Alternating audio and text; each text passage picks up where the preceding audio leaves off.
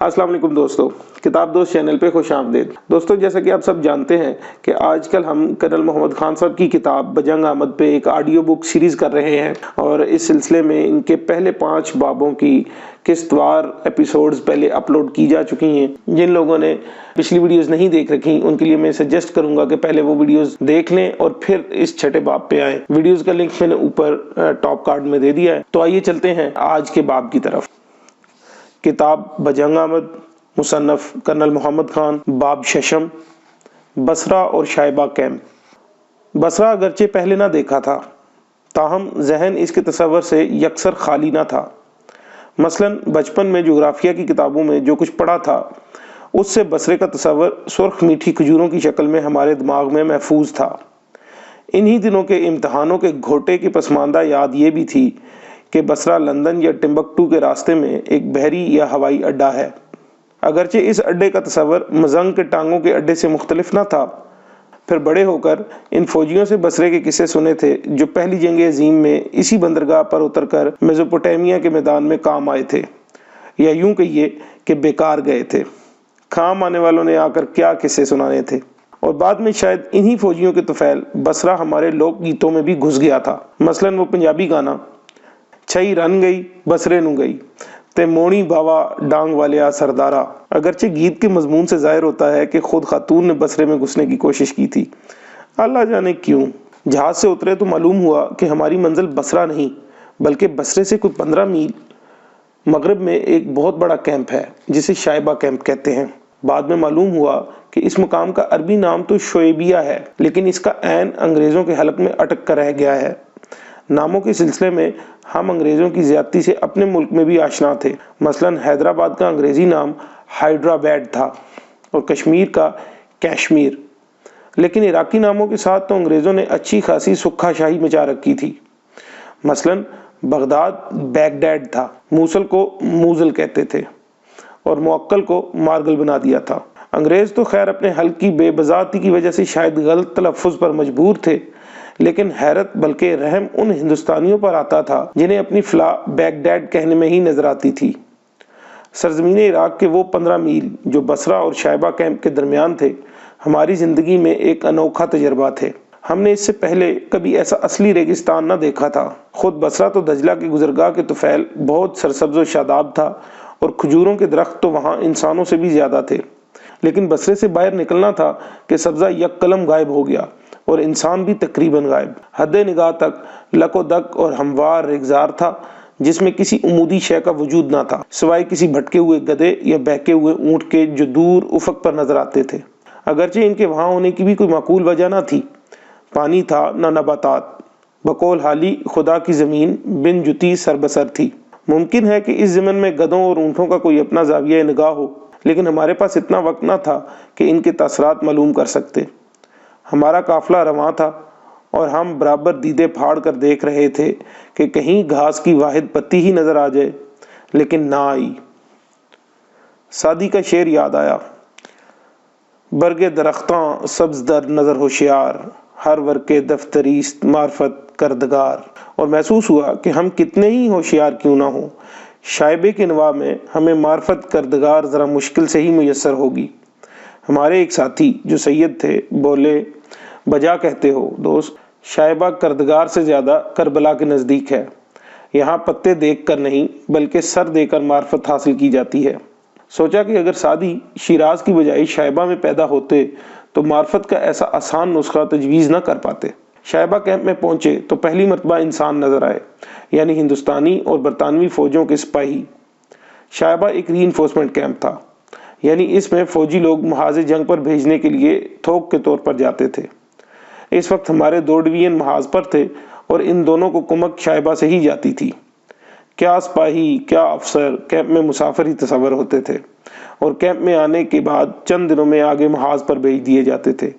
लेकिन यहाँ खुदा के कुछ पुरस्रार बंदे ऐसे भी थे जिन्हें फितरत ने मुफ्त खोरी का लाजवाल शौक बख्शा था और जिन्होंने तमाम तर जंग शाइबा के लंगर खानों और मैसों में ही गुजार दी थी। फौज में हमेशा 2 किस्म के आदमी होते हैं, वो जो लड़कर जंग जीतते हैं और वो जो खाकर जीतते हैं।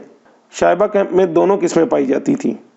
जिगर गुदाज मंजर उस घड़ी होता था جب ایک کھا کر جیتنے والے کو محاذ جنگ پر جانے کا حکم ملتا تھا اور غریب ٹال نہ پاتا تھا۔ ہم نے چند ایسے ہی مناظر دیکھے اور ہر مرتبہ کلیجہ منہ کو آنے لگا۔ ایک کپتان صاحب کا وقت سفر کبھی نہ بھولے گا۔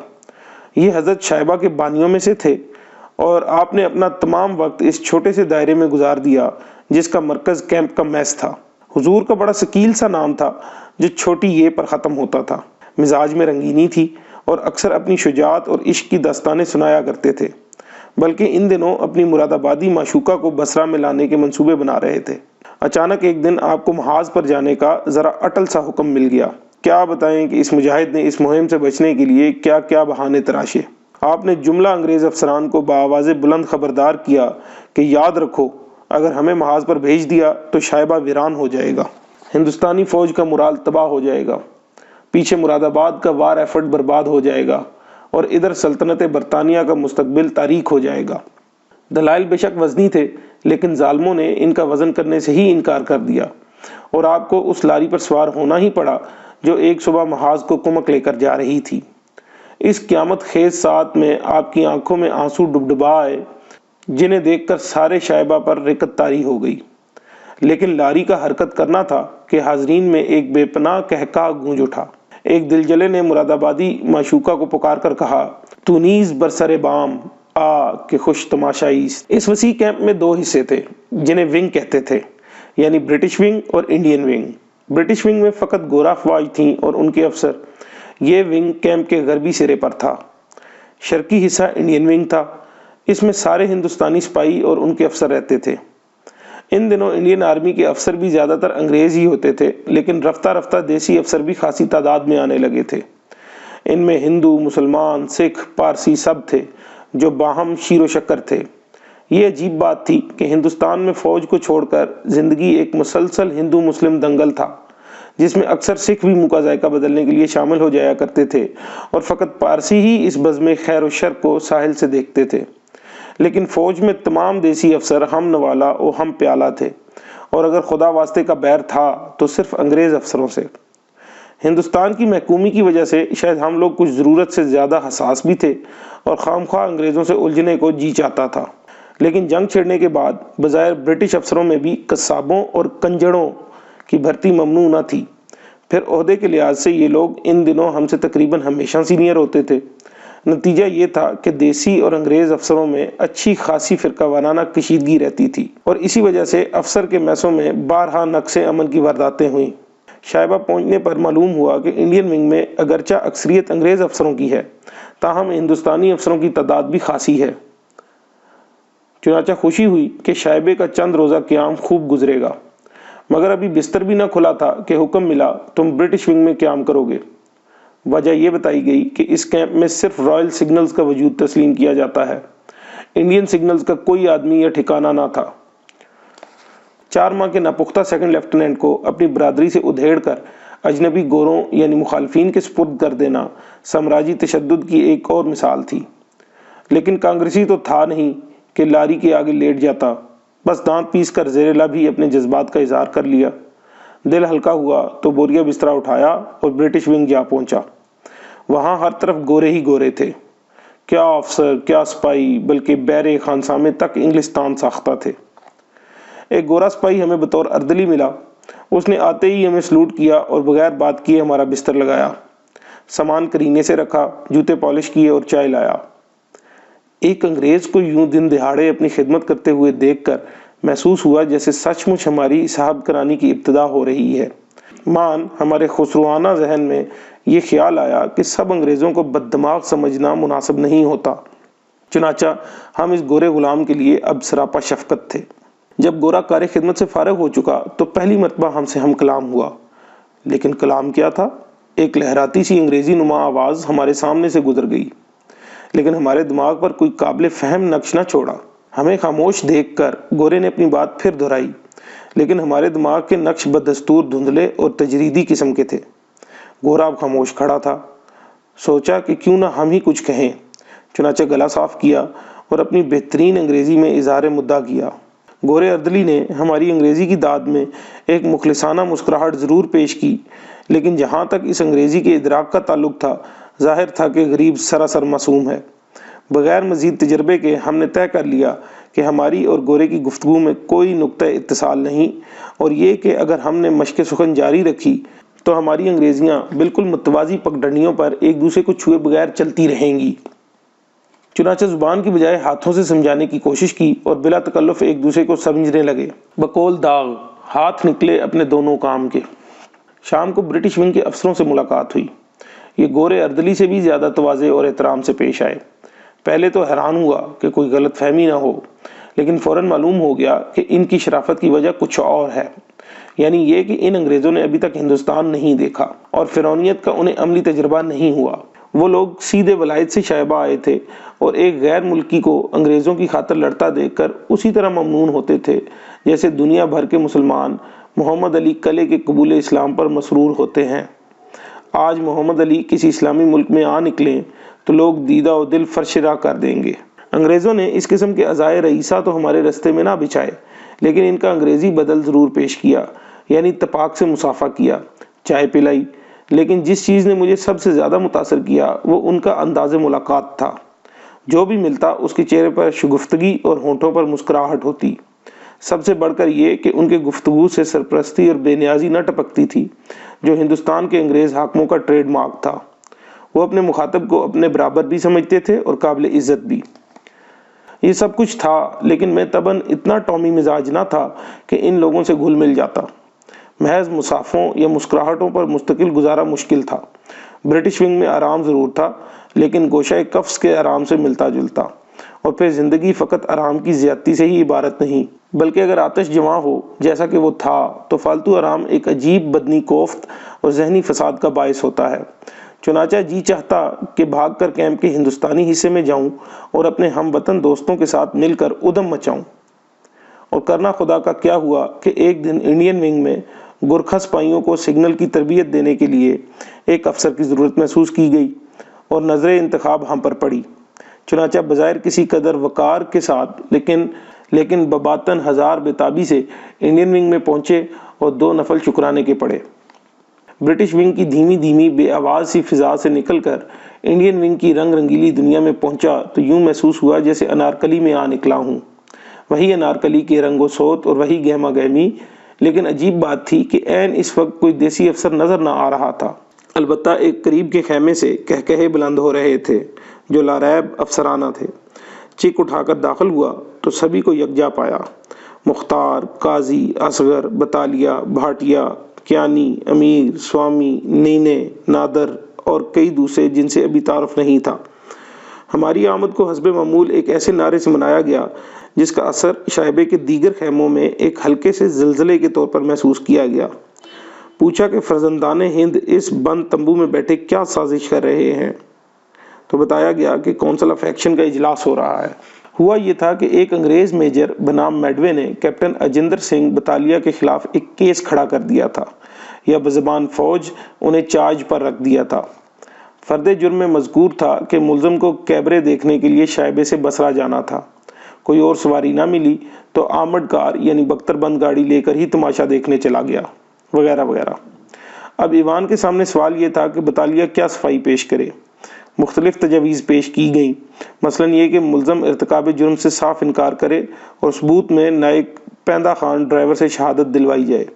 دوسری تجویز یہ تھی کہ ملزم ڈٹ کر اقبال جرم کرے لیکن ٹریننگ کا بہانہ کرے۔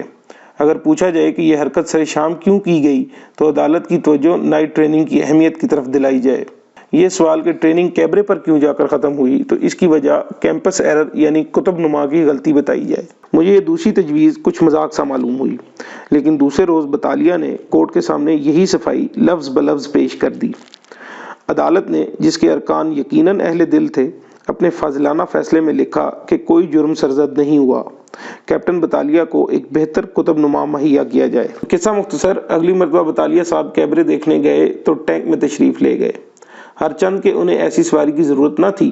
یہ حرکت محض میجر میڈوے کی خوشنودی مزاج کے لیے کی گئی تھی۔ میڈوے نے جب یہ خبر سنی تو اس سے زیادہ بے بس اور مزمحل انگریز برطانوی سلطنت میں اور کوئی نہ تھا۔ بے بس اس لیے کہ ابھی ایک نیا کتب نما بطالیہ کو دے چکا تھا، زبان کھولتا تو نیا ٹینک بھی پیدا کرنا پڑتا۔ کیپٹن بطالیہ کی مہم نے میجر میڈوے کی شکایتوں کا تقریباً کلا کما کر دیا، لیکن اس کی بدتمیزی کا انسداد مشکل تھا۔ میجر میڈوے کی بدتمیزی کچھ خداداد سی چیز تھی اور اس باب میں وہ خاصا برگزیدہ شخص تھا۔ معلوم ہوتا ہے کہ اس جنس کی تقسیم کے وقت اسے قرب خاص حاصل تھا اور کسی مغالطے کے تحت اس نے اپنا دامن ذرا زیادہ پھیلا دیا تھا اور اب اس بے کراں دولت کو اس آزادی سے استعمال کرتا تھا کہ اس کی ترکیب استعمال پر داد دینے کو جی چاہتا تھا۔ مثلاً ایک مرتبہ مجھے میجر صاحب سے کام پڑ گیا، ان کے دفتر میں حاضر ہوا اور دروازے پر کھڑے ہو کر معروف انگریزی طریقے سے اندر آنے کی اجازت مانگی۔ میں 1 سیکنڈ کے لیے اندر آ سکتا ہوں؟ میجر صاحب بولے ہاں آؤ۔ اندر داخل ہوا اور ابتدائی کلام کرنے لگا تو گھڑی دیکھ کر بولے 1 سیکنڈ ہو گیا ہے، آپ جا سکتے ہیں۔ بات تو ٹھیک تھی، 1 چھوڑ 1.5 سیکنڈ ہو گیا تھا۔ مؤدبانہ سلوٹ کیا اور باہر آ گیا۔ اور سچ تو یہ ہے کہ میجر صاحب کی بدتمیزی پر پیار بھی آیا، لیکن بدقسمتی سے یہ بدتمیزی کسی قدر ان کی پریشانی کا باعث بنی۔ ہوا یہ تھا کہ میں میجر صاحب کے پاس ان کی ہم کلامی کا فخر حاصل کرنے کے علاوہ سرکاری کام سے گیا تھا۔ مجھے کیمپ کے کمانڈنٹ صاحب نے چند ضروری کاغذات دے کر بھیجا تھا کہ میجر میڈوے کو پہنچا دینا۔ 1 سیکنڈ کی مہلت میں یہ کاغذات پیش کرنے کی نوبت ہی نہ آئی، چنانچہ دوپہر کو جب کرنل صاحب لنچ پر ملے تو انہیں واپس کر دیے اور ساتھ ہی وجہ بھی عرض کر دی۔ یہ معلوم نہیں کہ بعد میں میجر میڈوے اور کرنل صاحب کے درمیان کیا گزری، البتہ بعد ازاں جب کبھی ہم نے میجر میڈوے کے دروازے پر دستک دی تو وہ یہ نہیں پوچھتے تھے کہ کیا چاہتے ہو، بلکہ یہ کہ کیا لائے ہو، اور جی کڑا کر کے ایک باکفایت سی مسکراہٹ کا انتظام بھی فرما دیتے۔ سچ تو یہ ہے کہ میجر میڈوے کی بدتمیزیاں ہماری زندگی کا حصہ بن گئی تھیں، لیکن بدقسمتی سے 1-2 ناموافق حادثوں کے بعد میجر صاحب خوش تمیزی پر اتر آئے، جس کا ہماری صحت پر خاصا ناگوار اثر پڑا۔ یعنی ہم ہوئے کافر تو وہ کافر مسلمان ہو گیا، اور خالی مسلمان ہی نہیں پکا حاجی بن گیا۔ لیکن جس چیز نے قصبہ شائبہ کو رنگین کر دیا وہ غریب میڈوے کا لہو نہ تھا، بلکہ خوبہ بصرہ کے لب و رخسار کا غازہ تھا۔ بصرہ شائبہ سے بہت دور نہ تھا، یعنی کوئی 14-15 میل، چنانچہ ہماری ہر شام بصرہ میں گزرتی تھی۔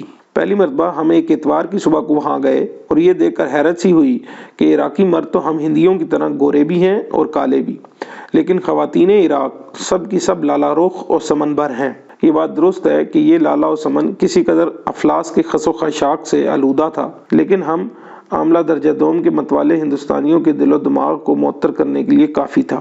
یوں معلوم ہوتا تھا کہ بصرہ کے بازاروں کی بیکارنیں بھی اگر کسی طرح ہندوستانی ریاستوں میں پہنچ جائیں تو بغیر تعارف کے جونیئر مہارانیاں بن جائیں۔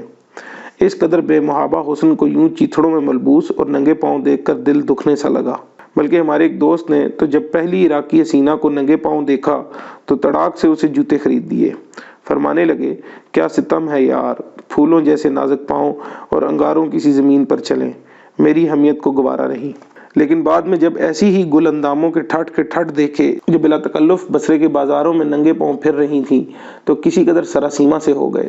غالباً دل ہی دل میں آپ نے اپنی پونجی کو ان برہنہ پا حسیناؤں کی تعداد پر تقسیم کیا اور دیکھا کہ حاصل قسمت اتنا بھی نہیں کہ فی حسینہ 1 انگلی بھی ڈھک سکے۔ اس سادہ تقسیم کے سوال نے انہیں گہری رومانی دنیا سے نکال کر بصرے کے تپتے چوک میں لا کھڑا کیا۔ چنانچہ اب وہ بے پاپوش دوشیزاؤں کو دیکھتے تو ان کی حمیت کو کوئی واضح ٹھیس نہ لگتی۔ لیکن بصرہ میں با پاپوش خواتین بھی تھیں، اور قدرت کی ستم ظریفی ملاحظہ ہو کہ بالآخر ہمارے دوست کو پالا پڑا تو ایک ایسی خاتون سے جس کے جوتے کی نوک میں ایک ننھا سا پیارا سا ایٹمی وار ہیڈ نصب تھا، ساتھ ہی سراپا ناز کو دھول دھپا سے بھی خاص پرہیز نہ تھا۔ چنانچہ ایک روز ہمارے دوست پر اچانک قیامت ٹوٹ پڑی اور غریب کسی پیش دستی کے بغیر اس خاتون کے زونال حملے کا شکار ہو گئے اور ہفتہ بھر کسی کو منہ بلکہ سر دکھانے کے قابل نہ رہے۔ ہمیں پہلی مرتبہ معلوم ہوا کہ جوتے کا جارحانہ استعمال ہندوستانی خواتین کا ہی اجارہ نہیں بلکہ یہ ہوا کی بیٹی کا عالمگیر ہتھیار ہے۔ بہرحال محض جوتے کا بپا کردہ حشر ایسی چیز نہ تھی جس سے ہمارے دوست سے جنون عشق کے انداز چھٹ جاتے۔ چنانچہ چند ہی دنوں میں آپ کے نہ صرف بال ہو گئے بلکہ اس زود پشیماں خاتون کے دل میں مہر و محبت کے چشمے بھی ابلنے لگے۔ آج کل جب کبھی یہ میاں بیوی ہمیں پاکستان میں ملتے ہیں تو ہم شرارتاً سکول گنگناتے ہیں المدد پاپوش جانا سر میرا کھجلائے ہے۔ لیکن حسینان بصرہ کے ساتھ ہمارے تمام معاملے شادی پر ہی ختم نہ ہوئے بلکہ بعض اوقات تو ہمیں نہایت ہی جگر خراش ناکامیوں کا منہ دیکھنا پڑا۔ مثلاً مسعودیہ ہوٹل کی وہ رنگین شام کہ اس کا وسیع دالان حسینوں سے پر تھا، اور لیفٹیننٹ کیانی ایک فتنہ روزگار پر کھڑے کھڑے دل لٹانے کو آمادہ ہو گئے۔ ہر چند کہ وہ کافر اس راج عظیم کی مستحق تھی، تاہم اس کا انتخاب اس اعتبار سے ناموزوں تھا کہ بیہاتہ تھی اور اپنے دلہے کے عین پہلو میں بیٹھی تھی۔ معلوم ہوا کہ عراقی نصرانیوں میں سے ہے اور مسز الیاس کہلاتی ہے۔ اس کے دلہا میاں اس قدر واضح طور پر بے ضرر اور تہہ دل سے یتیم نظر آتے تھے کہ کیانی نے انہیں ایک نظر دیکھا اور خارج از بحث کر دیا، پھر اپنی جگہ سے اٹھے اور اٹھ کر مسز الیاس کے قدم جا لیے اور اس سے تخلیے میں بات کرنے کی التجا کی۔ مسز الیاس کی زندگی میں کیانی پہلے پجاری نہ تھے جنہوں نے اس کے قدموں پر دل کی بھیڑ چڑھائی ہو، چنانچہ اس نے سکون اور وقار کے ساتھ اجنبی کی التجا سنی اور پھر اپنے خاوند کی طرف دیکھا، گویا کہتی ہو کہ یہ وہ مقام ہے جہاں جواب دینا خاوند کا کام ہے، اور کتنا ہی بے جان خاوند کیوں نہ ہو، یہ آگ بگولہ ہونے کا وقت ہوتا ہے۔ چنانچہ خاوند موصوف حسب توفیق آگ بگولہ بھی ہوئے اور اٹھ کر کچھ کر مرنے کو بھی تھے کہ کیانی نے ان کے سر کو ہاتھ سے دبا کر کرسی پر بٹھا بلکہ چپکا دیا، کیونکہ اس کے بعد مسٹر الیاس نے اٹھنے کی کوشش ہی نہ کی۔ اب ان میں آگ باقی تھی نہ بگولہ، بس ایک فیل شدہ خاوندیت لے کر حالات حاضرہ کا اتار چڑھاؤ دیکھنے لگے۔ اب معاملہ مسز الیاس اور کیانی کے درمیان تھا۔ مسز الیاس نے موقع کا جائزہ لیا، کیانی کو ایک واجبی قہر سے دیکھا، پھر اٹھی اور اٹھ کر اس کے رخسار پر ایک ہلکا سا تھپڑ لگایا، وہی تھپڑ جو مردانہ بدتمیزیوں کا روایتی نسوانی جواب ہوتا ہے۔ اس سے کوئی جسمانی گزند پہنچنا مقصود نہیں ہوتا، البتہ اس کا اخلاقی گھاؤ خاصا گہرا ہوتا ہے۔ اس تھپڑ کو کیانی نے ایک گنا اطمینان سے برداشت کیا، بظاہر ان کی زندگی میں بھی یہ پہلا حادثہ نہ تھا۔ اگلے لمحے میں مسز الیاس کا روئے سخن اس چیز کی طرف تھا جو اس کا خاوند کہلاتا تھا۔ اس قابل احترام خاتون نے پہلے تو اسے گہری حقارت کی نگاہ سے دیکھا اور پھر اس کے بائیں گال پر ایک سنسناتا تھپڑ جما کر حق زوجیت ادا کیا۔ تھپڑ کی گونج اور مضروب کی چیخ سے واضح تھا کہ یہ محض اخلاقی تھپڑ نہ تھا۔ یہ ہو چکا تو مسز الیاس نے اپنا ہینڈ بیگ اٹھایا اور ایک تمکنت کے ساتھ تنہا ہوٹل سے باہر چل دی۔ حسینان بصرہ کا ذکر جتنا جمیل ہے اتنا ہی طویل ہے، لیکن اس کی تفصیل سے احتراز ہی مناسب ہے۔ مختصر یہ کہ وہاں کی زندگی تھپڑوں اور بوسوں کا ایک کھٹ میٹھا مرکب تھی، اور اس میں شک نہیں کہ شائبہ کے بے معنی اور بے رنگ دن محض اس لیے قابل برداشت تھے کہ ہر دن کے انجام پر بصرے کی بامانی اور رنگین شام تھی۔ لیکن ظاہر تھا کہ بصرہ کے لذائذ ہمارے قوائے عسکری پر بتدریج غالب آ رہے ہیں، اور اگر ہم سے کوئی جنگی خدمت لینا مقصود تھا تو یہ وقت تھا کہ ہمیں بصرہ سے نکال کر کارزار میں ڈال دیا جاتا، اور یہ دن دور نہیں تھا۔ اواخر اکتوبر میں ہمیں اچانک حکم ملا کہ فی الفور ہیڈ کوارٹر 10ویں ڈویژن میں پہنچو۔ یہ جنگ آزما ڈویژن اس وقت ہبانیہ میں تھا، وہی ہبانیہ جہاں مشہور برطانوی ہوائی اڈہ تھا۔ چنانچہ دوسرے روز شائبہ اور بصرہ کو حضرت ناک سی الوداع کہی اور بصرہ کے اسٹیشن سے بغداد کی گاڑی لی۔ اس سفر میں ہمارے ساتھی لیفٹیننٹ سپینس بھی تھے۔ گاڑی کے ڈبے داخل ہوئے تو محسوس ہوا کہ خود کا در کھل گیا ہے۔ ڈبہ کیا تھا؟ ایک رواں دواں دیوان خاص تھا، نفیس اور نرم صوفے، نازک ریشمی پردے، ملائم اور گداز قالین۔ یوں معلوم ہوتا تھا کہ ابھی کلوپترا داخل ہوگی اور کہے گی، معاف رکھیے آپ غلطی سے آ گئے ہیں، یہ کمرہ میرے لیے ریزرو ہے۔ ہم نے پیچھے وطن میں بھی پہلی مرتبہ فرسٹ کلاس میں سفر کرتے وقت ذرا عیش سا محسوس کیا تھا، لیکن اب پتہ چلا کہ وہ احساس سراسر ناروا تھا، اور اب کے حقیقی عیش سے ہمکنار تھے۔ ایک لمحے کے لیے آنکھیں بند کیں اور اپنے آپ کو کھو دیا۔ یہ ہو چکا تو ہمیں حیرت ہوئی کہ آخر عین جنگ کے زمانے میں کہ غریب عراق کو پاؤں کے لیے جوتے میسر نہیں، ان سنہری رو پہلوی ڈبوں کی عیاشی کیا مانی؟ اور تفتیش پر یہ مانی نکلے کہ یہ مجلہ و مطلع ڈبے حکومت ایران کی ملکیت ہیں یا تھے، جو حافظ و خیام کے خوش مذاق ہم وطنوں نے جرمنی سے منگوائے تھے کہ سفر کرتے وقت آب رکنا بعد و گلگشت مسلح کی کمی محسوس نہ ہو۔ لیکن گزشتہ اگست کی چند روزہ جنگ میں یہ مال غنیمت جرمنی سے آتے ہوئے انگریزوں کے ہاتھ لگ گیا اور بصرے میں اتار لیا گیا، اور نتیجہ یہ کہ وہ عیش جو فقط تجمل حسین خان کے لیے بنا تھا، سپینس اور محمد خان کے حصے میں آ گیا۔ یہ سفر اگرچہ گھڑیوں میں کٹ گیا، لیکن جو گھڑیاں کلوپترا کی آغوش میں کٹیں آپ سمجھ سکتے ہیں کہ کس قدر غنیمت ہوں گی۔ دوپہر کے قریب ہماری گاڑی بغداد پہنچی۔ ہمیں بتایا گیا کہ باہر ہمارے لیے 1500 ویٹ کا ایک فوجی ٹرک انتظار کر رہا ہے۔ یہ سنا تو یوں محسوس ہوا جیسے کلوپترا نے آغوش سے نکال کر پلیٹ فارم پر دے مارا ہو۔ بہرحال اس ٹرک نے ہمیں اور سپینس کو ہبانیہ لے جانا تھا۔ ہبانیہ بغداد سے مغرب میں کوئی 50 میل کے فاصلے پر ہے۔ سپینس بولے، آؤ ذرا ہبانیہ جانے سے پہلے بغداد میں تو جھانک لیں۔ دجلہ کے پل سے گزر کر شار رشید میں داخل ہوئے۔ یہی بغداد کا دل تھا اور ہے، وہی بصرہ کے سے تیور، اگرچہ ذرا زیادہ تیکھے۔ دختران بغداد سے نگاہ لڑی تو محسوس ہوا کہ مقابلے میں نگاہ نہیں، تیغ نگاہ ہے۔ بڑا غیر مساوی سا مقابلہ تھا، چنانچہ پیشتر اس کے کہ کوئی سنگین واردات ظہور پذیر ہوتی، ہمارا ٹرک ہبانیہ کی شاہراہ پر تھا۔ یہ وہی سڑک تھی جس پر چند ہفتے پہلے رشید علی کی حامی عراقی فوج کو انگریزوں کے ایک بریگیڈ نے ایک دن میں شکست دی تھی۔